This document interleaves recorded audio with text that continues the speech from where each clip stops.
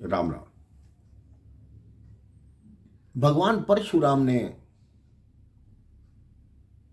श्री नारायण के पूर्ण अवतार को पहचान लिया।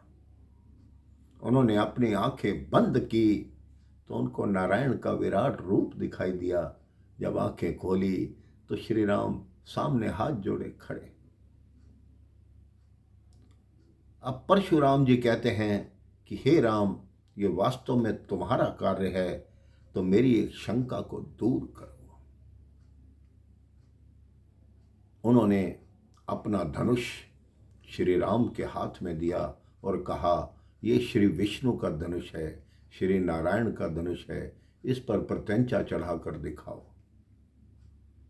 श्री राम ने बड़ी ही सरलता से उस धनुष पर जब प्रत्यंचा चढ़ाई तो परशुराम जी के मन की सारी शंका दूर हो गई, क्योंकि उन्हें ज्ञात था मेरे भाई बहन कि सारंग धनुष पर प्रत्यंचा श्री नारायण के अतिरिक्त कोई चढ़ा ही नहीं सकता। जब धनुष पे बाण चढ़ गया तो प्रभु श्री राम ने पूछा कि आप बताएं, इस बाण को मैं कहां पर छोड़ूं।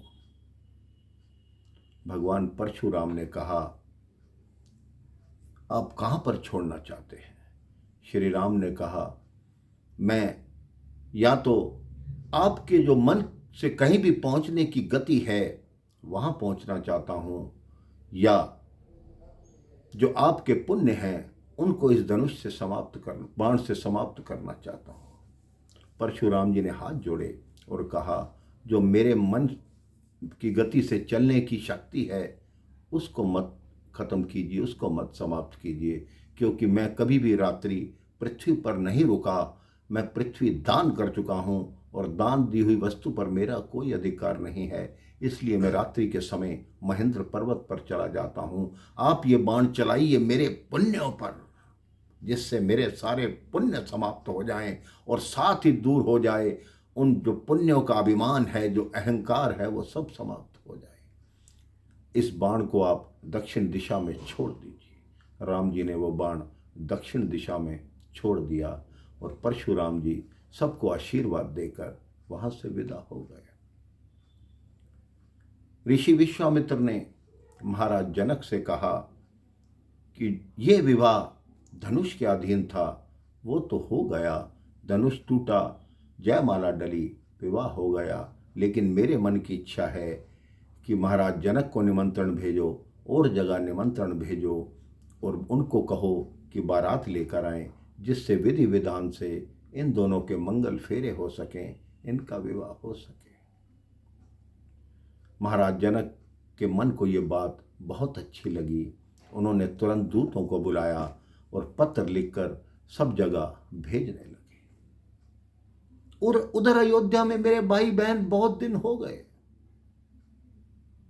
श्री राम लक्ष्मण का कोई समाचार नहीं था। अचानक एक मिथिला से दूत पहुंचते हैं। महाराज जनक का दूत महाराज दशरथ के दरबार में पहुंचता है। वो पत्रिका महाराज दशरथ को सौंपी जाती है।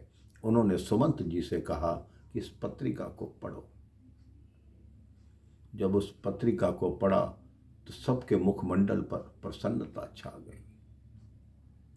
भरत शत्रुघ्न उस समय दरबार में उपस्थित थे मेरे भाई बहन। उन्होंने सुमन जी के हाथ से वो पत्रिका ली और सीधा अंतःपुर में अर्थात माताओं के महल की तरफ भागे। उन्होंने माताओं को जैसे ही समाचार दिया कि भैया राम की बारात लेकर जाना है, उनका विवाह हो गया है, उन्होंने ऐसे ऐसे धनुष भंग कर दिया है, माताएं अपने लाल पर प्रभु श्री राम पर बलिहारी जाने लगी। उनकी आंखों से प्रेम के अश्रु झरझर करके बहने लगे। महाराज दशरथ उस दूत को उपहार देना चाहते हैं। दूत कहते हैं, हमारी ऐसी परंपरा नहीं प्रभु, यहाँ हमारी पुत्री का ससुराल है, हम तो यहाँ का जल भी ग्रहण नहीं कर सकते। तो ये थे संस्कार मेरे भाई बहन कि एक दूत आता है, वही मना करता है कि हमारी पुत्री यहाँ आ रही है, तो हम उसका जल भी ग्रहण नहीं कर सकते। दूतों ने हाथ जोड़े, विदा ली और महाराज दशरथ और पूरे अयोध्यावासी बारात की तैयारी करने लगे। अब श्री राम बारात की कथा मैं आपको अगले प्रसंग में सुनाऊंगा। राम राम, जय श्री राम।